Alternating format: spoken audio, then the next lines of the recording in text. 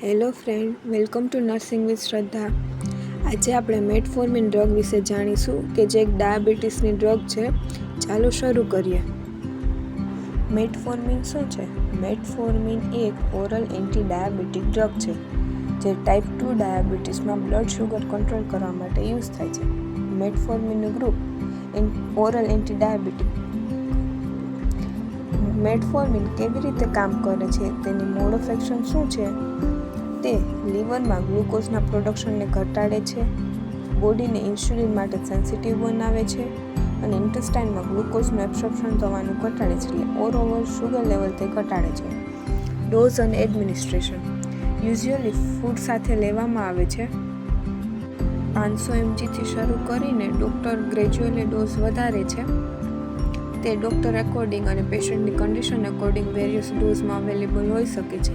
તેના uses type 2 diabetes, PCOSમાં પણ ક્યારેક યુઝ કરી શકાય છે અને વેટ કંટ્રોલમાં હેલ્પ કરી શકે. મેઇનલી તેનો યુઝ ટાઈપ 2 ડાયાબિટીસ માટે થાય છે. આ ડ્રગની સાઇડ ઇફેક્ટમાં નોઝિયા, ડાયરિયા, સ્ટમક અપસેટ વગેરે જેવી સાઇડ ઇફેક્ટ થઈ શકે છે અને તેની સિરિયસ સાઇડ ઇફેક્ટમાં ઘણીવાર લેક્ટિક એસિડોસિસ, લેક્ટિક એસિડ એટલે કે બોડીમાં એસિડનું પ્રમાણ ખૂબ વધારે વધી જાય છે.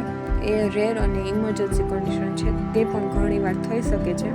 તેના કોન્ટ્રાઇન્ડિકેશનમાં severe kidney problem, liver disease, alcohol abuse અને સિવિયર ઇન્ફેક્શન. આ બધી કન્ડિશનમાં ડ્રગ આપવામાં આવતી નથી.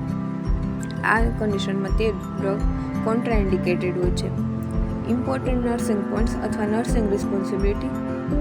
જ્યારે આપણે આ મેડિકેશન પેશન્ટને આપતા હોય ત્યારે શું સમજાવવું?